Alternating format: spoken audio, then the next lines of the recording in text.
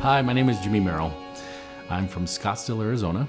I have been blessed with same-sex attraction, and I haven't always believed that. I haven't always had that thought or idea in my mind or in my heart, and it's taken me years to get to this place. But I can start with saying, as a little young kid, I always knew I had attractions to men, and I'd always kind of put them aside and thought nothing of them. And but as I progressively got older and grew up, I started to feel a little bit more stronger. Those attractions become stronger. As a teenager, I got involved with pornography. Nobody introduced it to me per se, but I got involved with pornography and got trapped in that process of addiction. And then, I went and confessed it to my bishop, and then I went off to Hawaii to pick pineapples with about 60 other guys, but I was stuck in that addiction. It seemed like my attractions kind of disappeared there, but I was still caught in that addiction stuff, and I couldn't figure out how to deal with that. Came back, went to college, got my life a little cleaned up for my mission, and got on my mission and served. And when I got home from my mission, actually I served a mission to the deaf, so that's how I picked up sign language. When I got home from my mission, I started dating gals, and ran into some experiences where I was, when I would date somebody, when they touched me or we got really close and the relationship started to progress, my skin started to burn, and I was like really put off by that. And I couldn't understand it, didn't understand what it meant. And I actually got engaged to like 3 or 4 people. And then the skin burning thing got to the point I said, I can't deal with this, but I would never really open about that. I just couldn't figure out, and they recognized it. They all saw it when they were touching me, and I'd pull my arm away and they'd go, okay.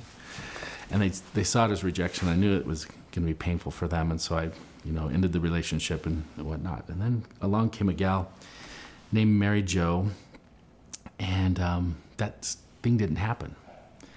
And I was quite taken back. I thought, well, this must be the one. And we got along really well. We had a lot of fun together. She was quite a bit older than me. And it was right after 9/11 happened, and she'd gone through some molestation experiences as a child, and that really was a trauma for her. And anyway, to make a long story short, as we were dating, our relationship started getting really more solid, and I went home and told my parents, I think I know who I'm going to marry, and everything seems to be working out great.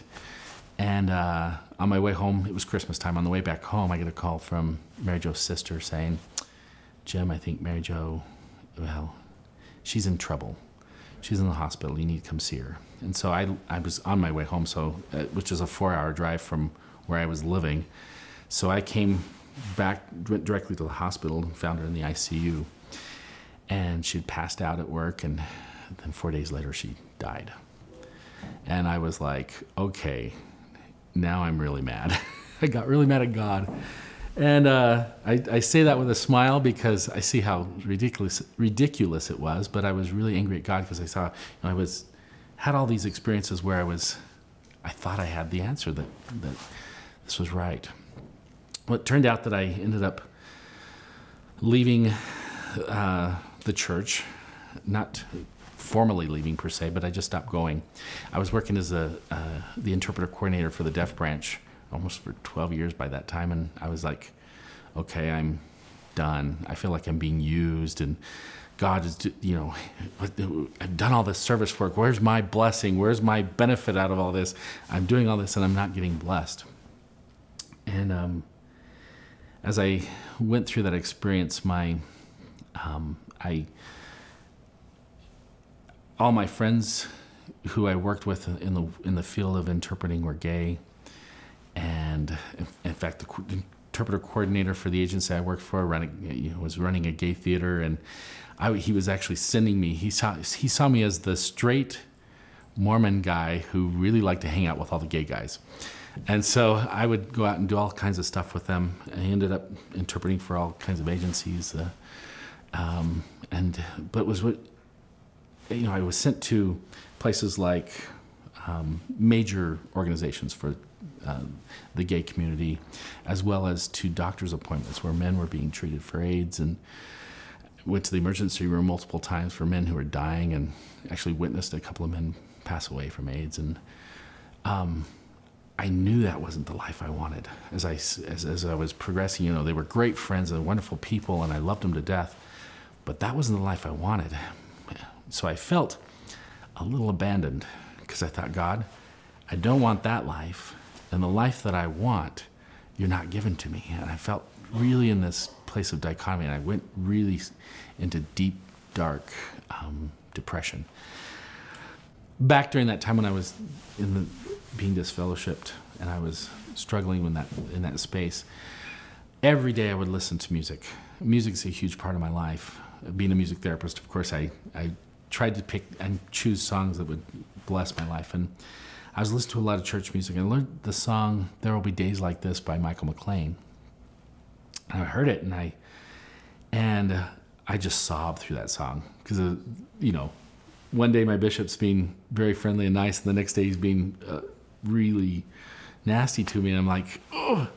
And it really mirrored my life then, and I prayed and prayed and prayed, and it was probably one of the best times of my life at the same time, because the Spirit was so close. And the strong impression came to me at that time that in the pre-existence, there came a time for a personal priesthood interview with Heavenly Father Jesus Christ. And I'm sitting there either across the desk or right next to him, and they said, there are going to be these things that come up in your life. You're going to have these trials. You're going to run into pornography. You're going to run into same-sex attraction. You're going to have these things be a part of your life. And if this is the life you're going to go into, this is your life. We've presented it for you here. You see it. And had a very strong understanding of that, then I'm not there. I mean, I'm now here on earth, and how do I say this? I'm there having that experience and knowing that this was something that I had the option to choose, or in a sense, maybe not so much choose, but say, okay, I accept that calling. Last week I was at a family reunion, and my brother, who's a director of an institute of religion down in Arizona, one of his good friends had passed away, and they talked about the lessons that they learned from it, and being that it was and he said, we're all been planted, God planted us with the seeds of death because he loves us so much and he wants us back with him.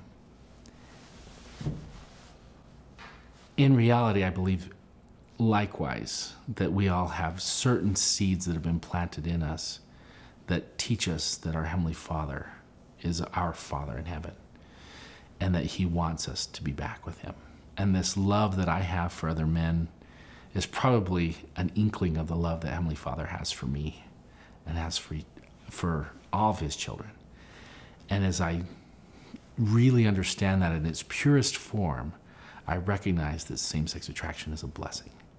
Is something that if we all had that love, if we dropped all the masks and scenarios and we saw each other for who we really were, if we saw the trash that's in everybody's life and yet we still could take them in and love them, then we would become that Zion. We would become that place where anyone and everyone would want to be, would want to have that hope and that joy to be with Christ. If we could be that light, if we could be that, share that little bit of nobleness of our Heavenly Father, then we could be where our Heavenly Father wants to be. I'm trying to be there. I'm trying to strive to be that light, and some days I'm better than others, but I know that when I do that, when I'm loving and caring and blessing the lives of others, that I'm being what my Heavenly Father wants me to be.